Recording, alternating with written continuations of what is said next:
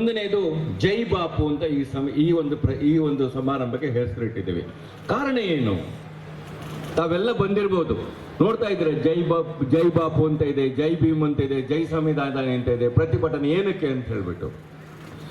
ಜೈ ಬಾಪು, ಇವತ್ತು ಮಹಾತ್ಮ ಗಾಂಧೀಜಿಯವರು ಏನಾದ್ರೂ ಇಲ್ಲದಿದ್ರೆ ನಮಗೆ ಈ ಸ್ವಾತಂತ್ರ್ಯ ಸಿಕ್ತಿತ್ತ? ಮಹಾತ್ಮ ಗಾಂಧೀಜಿಯವರು ಬರೋದಕ್ಕಿಂತ ಮುಂಚೆ ಸುಮಾರು 100 ವರ್ಷಗಳ ಕಾಲ ಈ ದೇಶದ ಸ್ವಾತಂತ್ರ್ಯಕ್ಕೋಸ್ಕರ ಜನರು ಹೋರಾಡ್ತಾ ಇದ್ರು. ಆದ್ರೆ ಎಲ್ಲೂ ಅವರು ಒಟ್ಟಾಗಿ ಹೋರಾಡ್ತಾ ಇರಲಿಲ್ಲ. ಒಬ್ಬರು ಒಂದೊಂದು ಕಡೆ ಹೋರಾಟ ಮಾಡ್ತಾ ಇದ್ರು, ಒಬ್ಬೊಬ್ಬರು ಒಂದೊಂದು ತರದ ಹೋರಾಟವನ್ನು ಮಾಡ್ತಾ ಇದ್ರು. ಯಾವಾಗ 1915ಕ್ಕೆ ಮಹಾತ್ಮ ಗಾಂಧೀಜಿಯವರು ಬರ್ತಾರೆ, ಅವರು ಬಂದ ನಂತರ ನಡೆದಂತ ಹೋರಾಟ ಅಹಿಂಸಾವಾದಿವಂತ ಹೋರಾಟ, ಯಾವುದೇ ಹಿಂಸೆಗಳಿಲ್ಲದಂತೆ ಹೋರಾಟ. ಬಹುಶಃ ಇಡೀ ಪ್ರಪಂಚದಲ್ಲಿ ಯಾವುದೇ ಹಿಂಸಾತ್ಮಕ ಇಲ್ಲದೆ ಯಾವುದಕ್ಕಾದ್ರೂ ಒಂದು ದೇಶಕ್ಕೆ ಇವತ್ತು ಪ್ರಜಾಪ್ರಭುತ್ವ ಸಿಕ್ಕಿದೆ, ಸ್ವಾತಂತ್ರ್ಯ ಸಿಕ್ಕಿದೆ ಅಂತ ಹೇಳಿದ್ರೆ ಅದು ಭಾರತ ದೇಶಕ್ಕೆ. ಅದು ಮಹಾತ್ಮ ಗಾಂಧೀಜಿಯವರ ನೇತೃತ್ವದ ಕಾಂಗ್ರೆಸ್ ಪಕ್ಷದಿಂದ ಸಿಕ್ಕಿದೆ ಅನ್ನೋದು ಹೇಳಲಿಕ್ಕೆ ಬಯಸ್ತಾ ಇದ್ದೀನಿ.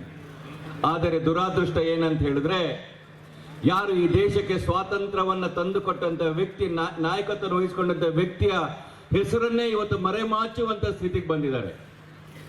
ಅದು ಮರೆಮಾಚಬಾರದು, ಅದು ನಮ್ಮ ಮುಂದಿನ ಪೀಳಿಗೆಗೆ ಗೊತ್ತಾಗಬೇಕು ಅಂತ ಹೇಳಿ ಜೈ ಬಾಪು ಎಂಬ ಕಾರ್ಯಕ್ರಮದಿಂದ ಇಡೀ ಕರ್ನಾಟಕ ರಾಜ್ಯದ ಮೂಲೆ ಮೂಲೆಗಳಲ್ಲಿ ಇದನ್ನು ಮತ್ತೊಮ್ಮೆ ನಮ್ಮ ಯುವ ಜನರಿಗೆ ನೆನಪು ಮಾಡುವಂತ ಈ ಕಾರ್ಯಕ್ರಮವನ್ನು ನಾವು ಇಟ್ಕೊಂಡಿರುವಂಥದ್ದು. ಎರಡನೇ ಕಾರ್ಯಕ್ರಮ ಜೈ ಭೀಮ್ ಅಂತ ಹೇಳಿದ್ರೆ ಏನು? ನಮಗೇನೋ ಸ್ವಾತಂತ್ರ್ಯ ಸಿಕ್ತು, ಆದ್ರೆ ನಿಜವಾದ ಸ್ವಾತಂತ್ರ್ಯ ಯಾರಿಗೆ ಸಿಕ್ಕಿದೆ? ಯಾರಿಗೆ ಸಿಗಬೇಕಾಗಿತ್ತು? ಯಾವ ರೀತಿ ಸಿಗಬೇಕಾಗಿತ್ತು ಅಂತ ಯೋಚನೆಯನ್ನು ಮಾಡಬೇಕು ಅಂತ ಹೇಳಿದಾಗ ಬಹಳಷ್ಟು ಜನ ಹೇಳ್ತಾ ಇದ್ರಂತೆ, ನಮ್ಮ ಸಂವಿಧಾನವನ್ನ ಬೇರೆ ಬೇರೆ ದೇಶದವರ ಹತ್ರ ಬರೆಸೋಣ, ಬೇರೆ ಬೇರೆ ದೇಶದವರು ಬರೀತಾರೆ ಅಂತ ಹೇಳ್ಬಿಟ್ಟು. ಆದ್ರೆ ಮಹಾತ್ಮ ಗಾಂಧೀಜಿಯವರು ಹೇಳ್ತಾರಂತೆ, ನೋಡಿ ಬೇರೆ ಯಾವ ದೇಶದವ್ರನ್ನು ಬೇಡ, ನಮ್ಮ ದೇಶದಲ್ಲಿ ಇವತ್ತು ಡಾಕ್ಟರ್ ಅಂಬೇಡ್ಕರ್ ಅನ್ನೋರು ಸುಮಾರು ಹಲವಾರು ಡಾಕ್ಟರೇಟ್ಗಳನ್ನು ಪಡೆದಂತವರು, ಭಾರತ ದೇಶದ ಅತ್ಯಂತ ಮೇಧಾವಿ ವ್ಯಕ್ತಿ ಒಬ್ಬರಿದ್ದಾರೆ, ಅವರ ಕೈಯಲ್ಲಿ ಸಂವಿಧಾನವನ್ನ ಬರೆಸೋಣ ಅಂತ ಹೇಳ್ಬಿಟ್ಟು. ಇವತ್ತು ಅಂಬೇಡ್ಕರ್ ಅವರು ಏನಾದ್ರೂ ಒಂದು ಸಂವಿಧಾನವನ್ನ ಬರೆಯದೇ ಇದ್ರೆ ಅಥವಾ ಬೇರೆ ಯಾರಾದ್ರೂ ಬರೆದಿದ್ರೆ ಏನಾಗುತ್ತಿತ್ತು ಅಂತ ಹೇಳಿ ಒಂದು ನಿಮಿಷ ನೀವು ಯೋಚನೆಯನ್ನು ಮಾಡಬೇಕು. ಇವತ್ತು ಜೈ ಭೀಮ್ ಎಂಬ ಹೆಸರನ್ನ ನಾವು ಅವ್ರಿಗೆ ಕೊಟ್ಟಿದ್ದೀವಿ, ಆದ್ರೆ ಅಂಬೇಡ್ಕರ್ ಅವರು ಆ ಸಂವಿಧಾನವನ್ನ ಯಾವ ರೀತಿ ಬರೆದ್ರು ಅಂತ ಹೇಳಿದ್ರೆ ಎಲ್ಲರಿಗೂ ನ್ಯಾಯ ಸಿಗಬೇಕು ಅನ್ನೋ ರೀತಿಯಲ್ಲಿ ಇವತ್ತು ನಮ್ಮ ಅಂಬೇಡ್ಕರ್ ಅವರ ಫೋಟೋವನ್ನು ನಾವು ಜೈ ಭೀಮಿಗೆ ಹಾಕಿ ಈ ಕಾರ್ಯಕ್ರಮವನ್ನು ಮಾಡ್ತಾ ಇದ್ದೀವಿ. ಇನ್ನೊಂದು ಜೈ ಸಂವಿಧಾನ. ಇವತ್ತು ಈ ಪ್ರಪಂಚದ ಅತ್ಯಂತ ಒಂದು ಸುಂದರವಾದಂತಹ ಸಂವಿಧಾನ ಇದ್ರೆ ಅದು ನಮ್ಮ ದೇಶದ ಸಂವಿಧಾನ. ಇವತ್ತು ಎಷ್ಟೋ ಮುಂದುವರಿದ ದೇಶಗಳಿರಬಹುದು, ಆದ್ರೆ ಯಾರಿಗೂ ಒಂದು ಈಕ್ವಾಲಿಟಿ ಅನ್ನೋದು ಇರಲಿಲ್ಲ.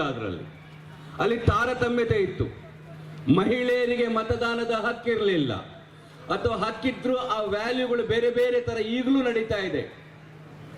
ಆದ್ರೆ ನಮ್ಮ ಸಂವಿಧಾನದಲ್ಲಿ ಬಹಳ ಸ್ಪಷ್ಟವಾಗಿ ನಮ್ಮ ಸಂವಿಧಾನ ಹೇಳ್ತಾರೆ, ಭಾರತದ ಪ್ರಜೆಗಳಾದ ನಾವು ಭಾರತದ ಅಂತ ಹೇಳಿದ್ರೆ ಬಹಳ ಸ್ಪಷ್ಟವಾಗಿ ಭಾರತ ದೇಶದ ಗಣರಾಜ್ಯ ಇರ್ಬೋದು, ಪ್ರಜಾಸತ್ತಾತ್ಮಕ ಇರ್ಬೋದು, ಸಮಭಾವ, ಸಮಧರ್ಮ, ಸಮಬಾಳು ಎಲ್ಲದನ್ನು ಸೇರಿಸಿ ಅವರು ಸಂವಿಧಾನವನ್ನು ಬರೀತಾರೆ. ಕೋಟ್ಯಾಧೀಶನ ಇರ್ಬೋದು, ಅವನ ಮತದ ಮೌಲ್ಯವು ಒಂದೇ ಓಟು. ಅವನಿಗೆ ಏನೂ ಇಲ್ಲದೆ ಒಬ್ಬ ನಿರ್ಗತಿಕನಾಗಿ ಇರ್ಬೋದು, ಅವನಿಗೆ ಮತದಾನದ ಒಂದೇ ಒಂದು ಓಟು. ಈ ಹಕ್ಕನ್ನ ನಮಗೆ ಕೊಟ್ಟು ತಲೆ ಎತ್ತಿ ನಡೆಯುವಂತೆ ಸುಮಾರು 40-35 ಕೋಟಿ ಜನರಿದ್ದವರು ತಲೆ ಎತ್ತಿ ಬದುಕಬಹುದು. ಇವತ್ತು 140 ಕೋಟಿ ಜನರಾದ್ರೂ ಆ ಸಂವಿಧಾನದಲ್ಲಿ ಯಾವುದೇ ರೀತಿಯ ತಾರತಮ್ಯವನ್ನು ಮಾಡಲಿಲ್ಲ. ದುರಾದೃಷ್ಟ ಏನಂತ ಹೇಳಿದ್ರೆ, ಇವತ್ತು ಆ ಸಂವಿಧಾನವನ್ನು ಎಲ್ಲಾದ್ರೂ ಬದಲಾವಣೆಯನ್ನ ಮಾಡಬೇಕು ಅನ್ನೋ ಆಲೋಚನೆಯನ್ನ ಇವತ್ತು ಭಾರತೀಯ ಜನತಾ ಪಕ್ಷದವರು ಮಾಡ್ತಾ ಇದ್ದಾರೆ. ಅಲ್ಲಲ್ಲಿ ಒಂದೊಂದು ಬೀಜಗಳನ್ನು ಬಿತ್ತುತ್ತಾ ಇದ್ದಾರೆ. ಮೊನ್ನೆ ಒಬ್ರು ಒಂದು ಸ್ಟೇಟ್ಮೆಂಟ್ ಅನ್ನು ಕೊಡ್ತಾರೆ, ಈ ದೇಶದಲ್ಲಿ ಹಿಂದೂಗಳಿಗೆ ರಕ್ಷಣೆ ಇಲ್ಲ. ಏನಾಗಾದ್ರೆ ಈ ದೇಶದಲ್ಲಿ ಹಿಂದೂಗಳಿಗೆ ರಕ್ಷಣೆ ಇಲ್ಲ ಅಂತ ಹೇಳಿದ್ರೆ ಏನರ್ಥ? ಸುಮಾರು 85% ಇರುವ ಹಿಂದೂಗಳಿಗೆ ಈ ದೇಶದ ಪ್ರಧಾನಮಂತ್ರಿ ಹಿಂದೂ, ಗೃಹ ಮಂತ್ರಿ ಹಿಂದೂ, ರಕ್ಷಣಾ ಮಂತ್ರಿ ಹಿಂದೂ, ಇವ್ರಿಗಿಲ್ವಾ? ರಕ್ಷಣೆ ಅಂತ ಹೇಳಿದ್ರೆ ಏನು ಅವ್ರಿಗೆ? ಆಮೇಲೆ ಇನ್ನೂ ಒಂದು ಮಾತನ್ನು ಬಹಳ ಸ್ಪಷ್ಟವಾಗಿ ಹೇಳಿದ್ದಾರೆ. ಈ ನಮ್ಮ ಅವ್ರ ಮಾತನ್ನು ಏನ್ ಹೇಳ್ತಾ ಇದ್ದಾರೆ ಅಂತ ಹೇಳಿದ್ರೆ, ಈ ನಮ್ಗೆಲ್ಲರಿಗೂ ಒಂದು ಸರಿಯಾದ ಸಮಾನತೆ ನಮ್ಮಲ್ಲಿಲ್ಲ ಅಂತ ಹೇಳಿದ್ರೆ, ಅವ್ರಿಗೆಲ್ಲೋ ಈ ಸಂವಿಧಾನವನ್ನ ಬದಲಾವಣೆಯನ್ನು ಮಾಡಬೇಕು. ಕಾರ್ಯಾಂಗ ಕೆಲಸ ಮಾಡ್ತಾ ಇಲ್ಲ, ರಾಜ್ಯಾಂಗ ಕೆಲಸ ಮಾಡ್ತಾ ಇಲ್ಲ, ನ್ಯಾಯಾಂಗ ಕೆಲಸ ಮಾಡ್ತಾ ಇಲ್ಲ. ಯಾವ ಸಂವಿಧಾನದಲ್ಲಿ ಎಲ್ಲರಿಗೂ ಒಂದೇ ರೀತಿಯ ಹಕ್ಕನ್ನು ಕೊಟ್ಟಿದ್ದಾರೆ ಅದು ಸರಿಯಾಗಿ ಕೆಲಸ ಮಾಡ್ತಾ ಇಲ್ಲ ಮಾತನ್ನು ಅವ್ರು ಹೇಳ್ತಾ ಇದ್ದಾರೆ. ನಾವು ಮತ್ತೆ ಜೈ ಸಂವಿಧಾನ ಅಂತ ಹೇಳ್ತಾ ಇರೋದಿಷ್ಟೇ. ಈ ಸಂವಿಧಾನವನ್ನು ಬದಲಾವಣೆಗೆ ಬಿಡಬಾರ್ದು. ಈ ಸಂವಿಧಾನ ಯಾವುದೇ ಕಾರಣಕ್ಕೂ ಬದಲಾವಣೆ ಆಗಬಾರ್ದು. ಈ ಸಂವಿಧಾನ ನಮ್ಮ ಹಕ್ಕು ಅನ್ನೋದನ್ನ ಹೇಳಲಿಕ್ಕೋಸ್ಕರ ಈ ಕಾರ್ಯಕ್ರಮವನ್ನು ಆಯೋಜನೆ ಮಾಡಿದ್ರು. ಕೊನೆಯದಾಗಿ ಜನಾಕ್ರೋಶ ಸಭೆ. ಈ ಜನಾಕ್ರೋಶವನ್ನ ಭಾರತೀಯ ಜನತಾ ಪಕ್ಷದ ನಾಯಕರುಗಳು ಕರ್ನಾಟಕ ರಾಜ್ಯದಲ್ಲಿ ಇದನ್ನ ಎತ್ಕೊಂಡು ಹೋಗ್ಲಿಕ್ಕೆ ನೋಡ್ತಾ ಇದ್ರು. ಸ್ವಾಮಿ, ಬೆಲೆ ಏರಿಕೆ ಯಾರಿಂದ ಆಗಿದೆ? ಕರ್ನಾಟಕ ರಾಜ್ಯ ಸರ್ಕಾರದಿಂದ ಆಗಿದೆಯಾ, ಕೇಂದ್ರ ಸರ್ಕಾರದಿಂದ ಆಗಿದೆಯಾ? ನಾನು ಅವ್ರಿಗೆ ಇಷ್ಟೇ ಹೇಳೋದು, ನೀವು ಬೆಲೆಯನ್ನ ಕಮ್ಮಿ ಮಾಡಬೇಕು ಅಂತ ಹೇಳಿದ್ರೆ ಏನು ಇವತ್ತು ನಾವು 25-30 ವಸ್ತುಗಳಿಗೆ ಕರ್ನಾಟಕ ಸರ್ಕಾರದ ಬಂದ ಮೇಲೆ, ಕಾಂಗ್ರೆಸ್ ಪಕ್ಷದ ಅಧಿಕಾರ ಬಂದ ಮೇಲೆ ಬೆಲೆ ಜಾಸ್ತಿ ಆಗಿದೆ ಅಂತ ಹೇಳ್ತಾ ಇದ್ದೀರಲ್ಲ, ನಾವು ನಿಮ್ಮ ಹತ್ರ ಕೇಳ್ಕೊಳ್ಳೋದು ಇಷ್ಟೇ, ಈ 25ರ ಬೆಲೆ ಇಳಿಬೇಕು ಅಂತ ಹೇಳಿದ್ರೆ ನೀವು ಮಾಡಬೇಕಾಗಿರೋದು 2 ವಸ್ತುಗಳ ಬೆಲೆಯನ್ನು ಇಳಿಸಿದ್ರೆ ಸಾಕು. ನೀವು ಪೆಟ್ರೋಲ್ ಡೀಸೆಲ್ ಬೆಲೆಯನ್ನ ಒಂದು 25 ರೂಪಾಯಿ ಇಳಿಸಿ ನೋಡಿ ಅಂತೆ. ಯಾಕೆ ಅಂತ ಹೇಳಿದ್ರೆ ಮನಮೋಹನ್ ಸಿಂಗ್ ಅವರ ಸರ್ಕಾರ ಇರಬೇಕಾದ್ರ ಬ್ಯಾರೆಲ್ಗೆ $130 ಇತ್ತು. ಅವತ್ತು ನಾವು ಪೆಟ್ರೋಲ್ ಅನ್ನ ಸುಮಾರು 65-70 ರೂಪಾಯಿಗೆ ನಾವು ಕೊಡ್ತಾ ಇದ್ವಿ. ಇವತ್ತು ಅದೇ ನಮ್ಮ ಬ್ಯಾರೆಲ್ ಕಚ್ಚಾ ಬೆಲೆಯ ಡಾಲರ್ ಬೆಲೆ, ಒಂದು ಬ್ಯಾರೆಲ್ನ ಬೆಲೆ ಕೇವಲ $43 ಇದೆ. ಅಂದ್ರೆ 1/3 ಇದೆ. ನಿಜವಾಗಿ ನೀವು ಪೆಟ್ರೋಲ್ ಬೆಲೆಯನ್ನು ಕೊಡಬೇಕಾಗಿತ್ತು ಎಷ್ಟಪ್ಪ ಅಂತ ಹೇಳಿದ್ರೆ ಸುಮಾರು 30-35 ರೂಪಾಯಿಗೆ ಪೆಟ್ರೋಲ್ ಡೀಸೆಲ್ ಅನ್ನು ಇವತ್ತು ಕೊಡಬೇಕಾಗಿತ್ತು. ನೀವು ಆ 30-35 ರೂಪಾಯಿಗೆ ಪೆಟ್ರೋಲ್ ಮತ್ತೆ ಡೀಸೆಲ್ ಬೆಲೆಯನ್ನು ಕೊಟ್ರೆ ಎಲ್ಲದು ತನ್ನಷ್ಟಕ್ಕೆ ಬೆಲೆಗಳು ಇಳಿಯುತ್ತದೆ. ಇನ್ನೊಂದು, ಇವತ್ತು GST ನೀವು ಹಾಕಿದ್ರಿ. ಕಾಂಗ್ರೆಸ್ ಪಕ್ಷ ಇರಬೇಕಾದ್ರ ಕೆಲವು ಅಗತ್ಯ ವಸ್ತುಗಳಿಗೆ GST ಹಾಕ್ತಿರ್ಲಿಲ್ಲ. ಆದ್ರೆ ನೀವು ಇವತ್ತು ರೈತ ಬೆಳೆಯುವಂತ ಪ್ರತಿ ಒಂದು ವಸ್ತುಗಳಿಗೆ GST ಹಾಕ್ತಾ ಇದ್ದೀರಾ. ಹಾಲಿಗೆ ಆಗ್ತಾ ಇದ್ದೀರಾ, ಮೊಸರಿಗೆ ಆಗ್ತಾ ಇದ್ದೀರಾ. ಇದರಿಂದ ಬೆಲೆ ಜಾಸ್ತಿ ಆಗಿದೆ. ನಾನು ಈಗಾಗಲೇ ಗೋಪಾಲ್ ಪೂಜಾರಿ ಅವರು ಬಹಳ ಸ್ಪಷ್ಟವಾಗಿ ಹೇಳ್ತಾ ಇದ್ರು ವಿಜಯೇಂದ್ರರವರಿಗೆ, ಈ ರಾಜ್ಯ ಬಿಜೆಪಿ ಅಧ್ಯಕ್ಷರಿಗೆ ಹೇಳ್ತಾ ಇದ್ರು, ತಾವುಗಳು ಭಾಷಣವನ್ನು ಮಾಡಬೇಕಾದ್ರ, ತಾವುಗಳು ಮಾತಾಡಬೇಕಾದ್ರ ಈ 2 ವಿಷಯಗಳನ್ನು ಗಮನದಲ್ಲಿಟ್ಟು ತಾವು ಮಾತಾಡಿ ಅಂತ ಹೇಳಿ.